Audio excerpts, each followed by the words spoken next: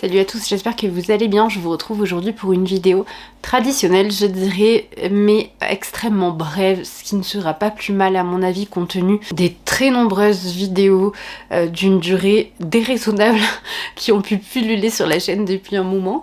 Donc quelque chose de très bref aujourd'hui encore une fois, donc je vais vous présenter ma tout du moins mes projets de lecture pour cette année 2025 sous, je pense, 2 ou 3 formats.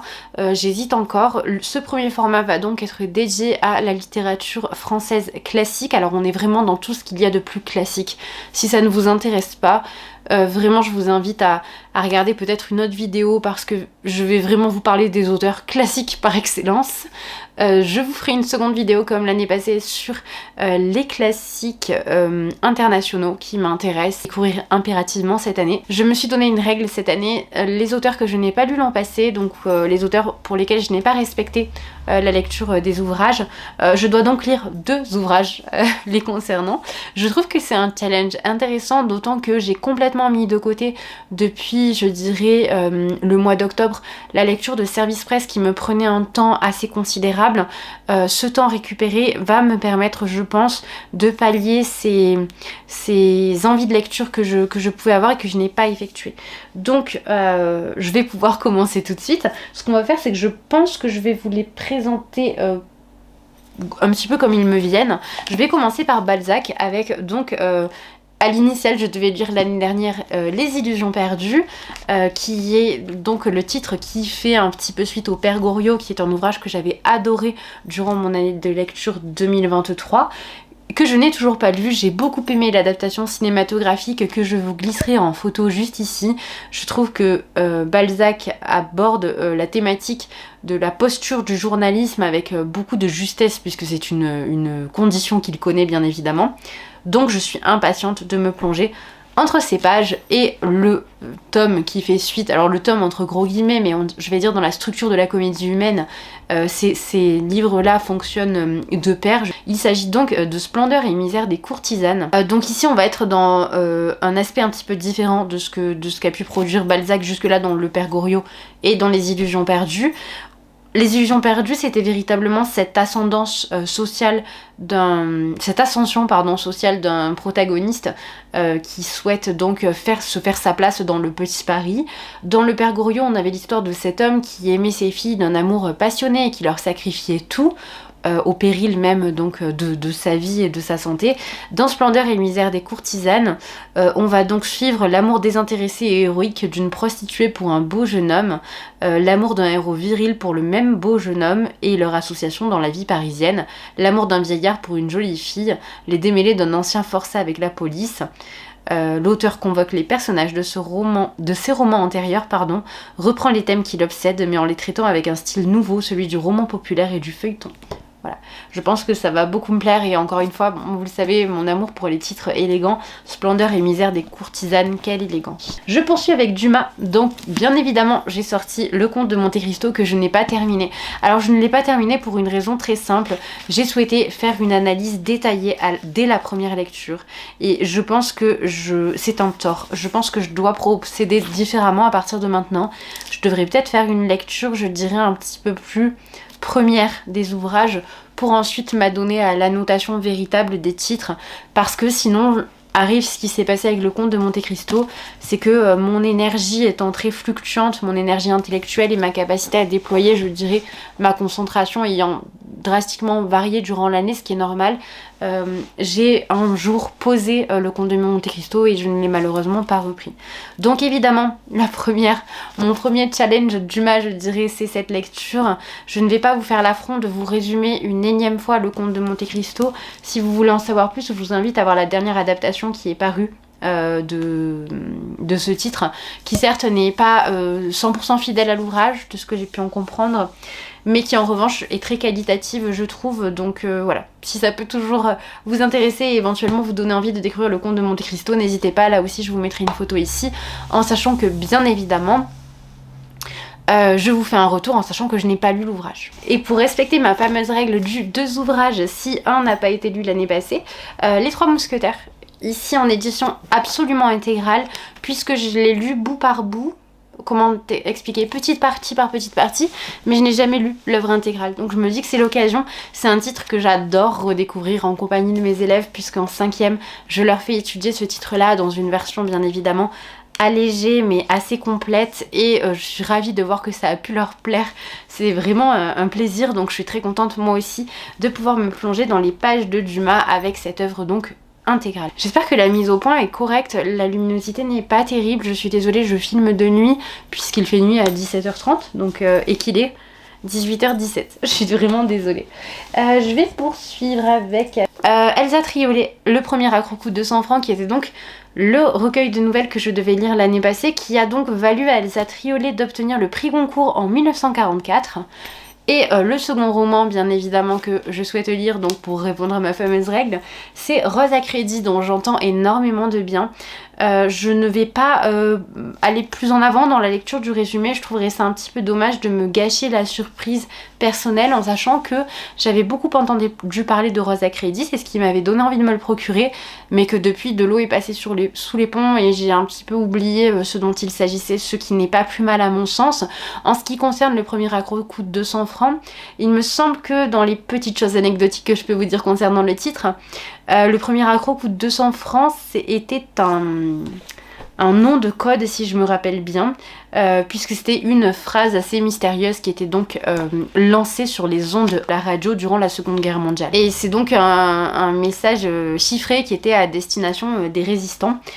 Voilà, je vous en dis pas beaucoup plus, c'était la petite anecdote sur le premier accro-coup de 200 francs. Toujours les auteurs que je devais lire et que je n'ai pas lu, Indiana de George Sand, et donc le titre que je devais lire l'année passée, c'est un titre sur si mes souvenirs sont bons et si les analyses que j'ai pu en faire sont bonnes, parce que j'ai très brièvement abordé ce texte avec les 4e il y a peut-être durant mon année de stage.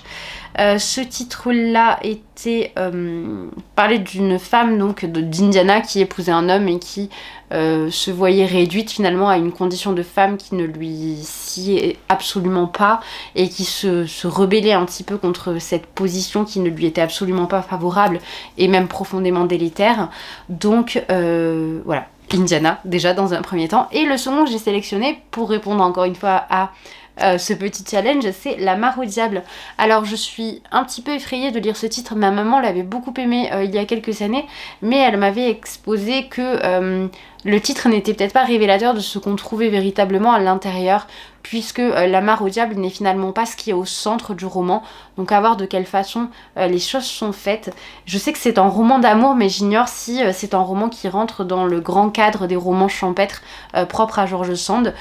J'en ferai la découverte et je vous en dirai plus lorsque ce sera fait, puisque cette fois je compte bien m'y tenir. Tous ces livres vont rejoindre la bibliothèque que j'ai dans le couloir et qui sera donc dédiée à ma palle de cette année, enfin pas la bibliothèque entière bien évidemment, mais une étagère complète, afin que je puisse exclusivement piocher pour l'instant, tant que je me sens, dans ces titres-là, dans ma palle du coup de lecture internationale qui viendra sur la chaîne dans les jours qui viennent, et enfin dans tous ces titres de prix Nobel, puisque vous savez que je me donne un petit peu le challenge durant une année de découvrir la totalité, la plupart en tout cas des auteurs de prix Nobel qui me sont accessibles et que je parviens à trouver majoritairement d'occasion. J'espère que vous ne m'en voudrez pas de faire une exception à ma propre règle, qui est celle de me contenter des Misérables pour Victor Hugo.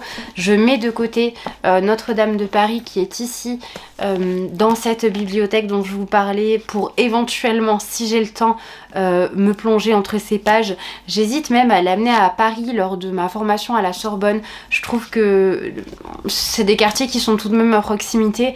Je trouve qu'il y a une symbolique qui serait très jolie aussi à lire Notre-Dame de Paris directement à Paris, pour moi qui suis une provinciale finalement et qui ne m'y rend pas si fréquemment que ça. Donc j'hésite un petit peu, voilà, à respecter un petit peu toute cette forme de mysticisme qu'on peut mettre autour de la ville de Paris et à emporter ce livre-là. Donc je le glisse dans la bibliothèque, mais ma lecture n'en est pas certaine.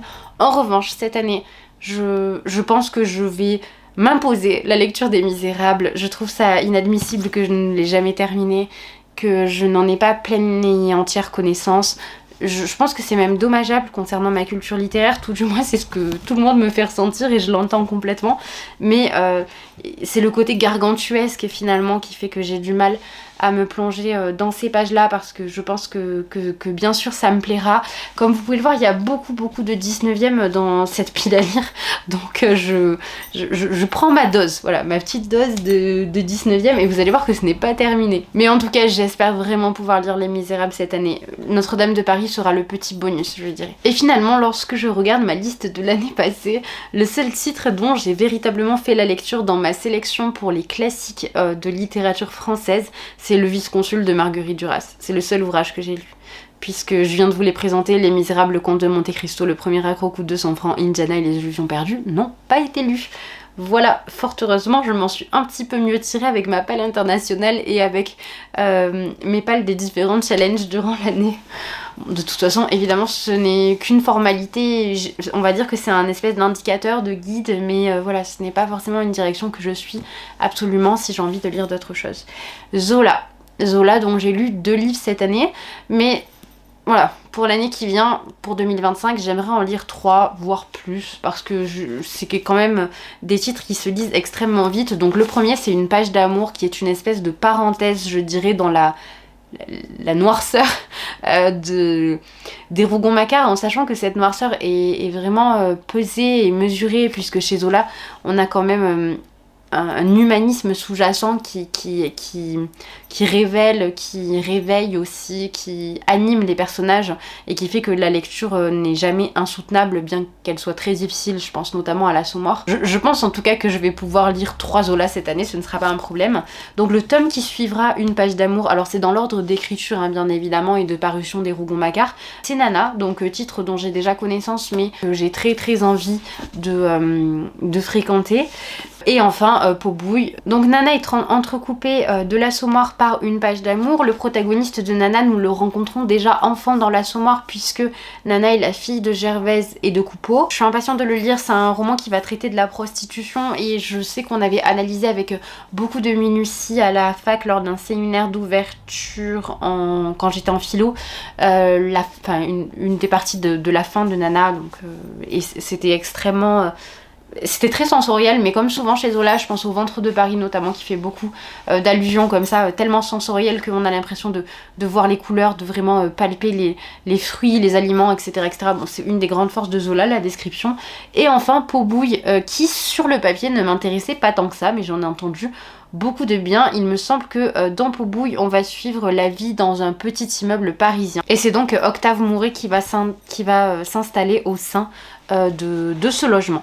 Donc pour Zola, nous sommes bons. Je poursuis avec Huysmans, et vous allez voir que j'ai été audacieuse une fois de plus, mais après tout, qui ne tente rien n'a rien. Pour Huysmans, j'ai pris les 3. Voilà. Donc j'ai déjà lu À rebours et en route. Il est certain que j'ai feuilleté là-bas pour tout son aspect qui va se rapprocher, je dirais, d'une forme de satanisme, de religion alternative et très sombre, qui est très particulière. Il y a vraiment beaucoup de symbolisme hein, chez Huysmans, donc c'est compliqué aussi d'exposer les choses de façon ultra rationnelle, mais en tout cas donc là-bas m'avait beaucoup plu, même si je ne l'avais pas lu dans son intégralité. À rebours, je l'avais lu en entier, puisque c'était lorsque j'étudiais donc la thématique de l'ennui, donc il y avait tout cet ennui de la distanciation de l'homme avec la foi dans À rebours, et c'est aussi ce qu'on va retrouver dans En route et dans Là-bas d'ailleurs, donc voilà, ce sont finalement des thématiques qui reviennent beaucoup chez Huysmans, et c'est vrai que j'avais adoré la plume de Huysmans. Huysmans, initialement, c'est un disciple de Zola, c'est un naturaliste, il s'inscrit dans ce courant-là, mais il va bifurquer petit à petit vers le symbolisme, la décadence, donc des choses un petit peu différentes. Et c'est vrai que je ne l'ai pas lu depuis plusieurs années et j'aime beaucoup ce qu'il fait de façon générale. J'espère vraiment pouvoir privilégier son contact cette année, parce que je m'en suis passée durant plusieurs années et je trouve ça assez dommage. J'ai terminé avec 3 auteurs donc qui, si vous avez suivi, reviendront l'année prochaine en double si je ne fais pas la lecture de leur titre cette année. Alors je vous laisse imaginer ce à quoi va ressembler ma pile à lire si cette année je ne lis pas Les Misérables ni Notre-Dame de Paris. Voilà. Donc mon optimisme me porte à croire toutefois que, et d'ailleurs il y en a un qui sera lu de façon certaine, hein, puisque ce sera, je dirais, mon Romain Gary de cette année. J'essaie vraiment d'échelonner mes lectures de Romain Gary. Les Racines du ciel, qui est donc le Goncourt de quelle année ? De 56, pardon, donc c'est le premier Goncourt de Gary, qui en obtiendra un second avec La vie devant soi, qu'il publie sous le pseudonyme d'Émile Ajar. Je suis impatiente de le lire. J'avoue que je ne sais pas vraiment de quoi il traite celui-ci, mais je fais entièrement confiance à Romain Gary et je dois reconnaître que je suis une fervente adepte de sa plume. Il ne me déçoit jamais. Je suis toujours profondément émue par ses textes et je pense qu'il en sera de même pour celui-ci. Et je suis désolée si je regarde beaucoup en bas, mais j'ai mon petit chat qui est en train de s'accrocher à mon pull. Ensuite, cette année, je souhaite découvrir La plume de Rachilde avec La tour d'amour, qui est un roman assez bref. Roman qui va donc traité de, je vais vous lire le résumé, ce sera plus simple. Planté à la pointe extrême de la chaussée de Saint, le phare d'Armen affronte en permanence un océan démonté. Le jeune Maleux est envoyé dans cet enfer des enfers pour assister Barnabas le gardien. Trop longtemps isolé, celui-ci parle à peine et ne sait plus lire. C'est le jour où un navire vient s'éventrer sur un rocher que Maleux découvre au péril de sa vie l'étrange intérêt de son compagnon pour les noyer que la mer lui abandonne. C'est une autrice que je souhaitais absolument découvrir l'année passée, ce que je n'ai pas fait. Donc là, je vais sauter sur l'occasion puisque j'ai trouvé plusieurs de ses titres en librairie. Le hussard sur le toit de Giono, parce que j'ai eu des échos absolument formidables concernant ce titre. J'ai déjà lu la trilogie de Pan de Giono, dont je suis une fervente admiratrice. Dans la trilogie de Pan, vous aviez un de Beaumugne, Colline et Regain, donc j'avais adoré Regain qui avait vraiment été un énorme coup de cœur. Colline était aussi très élégant, très beau, c'est vraiment des textes que j'affectionne tout particulièrement parce qu'ils mettent en scène cette espèce de Provence que je connais, que je côtoie beaucoup et que j'admire aussi pour sa beauté, pour sa richesse, pour sa faune, pour sa flore. Bref, et chez Giono on a tendance à suivre l'espèce de décrépitude de ces villages un petit peu engoncés dans le sud de la France, un petit peu perdus dans des zones qui deviennent presque hostiles à l'homme en haute saison. Et finalement cette fuite des hommes vers la ville au détriment de la campagne, c'est quelque chose qui est très beau et qu'il traite extrêmement bien. Ici on est dans quelque chose qui n'a rien à voir de ce que j'ai pu en comprendre, même si le rapport à la nature reste dominant. On va majoritairement traiter de la psychologie d'un personnage bien particulier et notamment de la thématique de comment est-ce qu'on devient violent finalement, comment est-ce qu'on en vient à aimer la violence et à aimer contempler la mort. Et même chose que pour Les racines du ciel et Splendeur et misère des courtisanes, la beauté de ce titre, Le hussard sur le toit, je trouve ça incroyable. Je pense avoir fait le tour des classiques de littérature française que je souhaite lire cette année. J'espère que cette vidéo vous a plu. Comme vous pouvez le voir, elle était extrêmement brève comparativement à d'autres. Je vous reviens très rapidement pour ma pile à lire concernant mes lectures des auteurs internationaux. Et enfin, comme je vous le disais, j'imagine que je ne pourrais peut-être pas faire une pile à lire sur le Moyen-Âge, mais à minima j'aimerais faire une pile à lire sur quelque chose qui met plus en avant l'horreur, le fantastique, la fiction, peut-être des classiques aussi, mais d'une littérature un petit peu plus sombre parce que c'est quelque chose que je fréquente également très assidûment. Sans compter le fait qu'il y a aussi la pile à lire des très nombreux prix Nobel que je souhaite découvrir cette année. Bon, comme vous pouvez le voir, il y a du boulot, mais sachez que je m'y attelle déjà. Je vous remercie en tout cas d'être resté jusque là. Je vous souhaite une très bonne journée ou une très bonne soirée. Je vous dis à bientôt.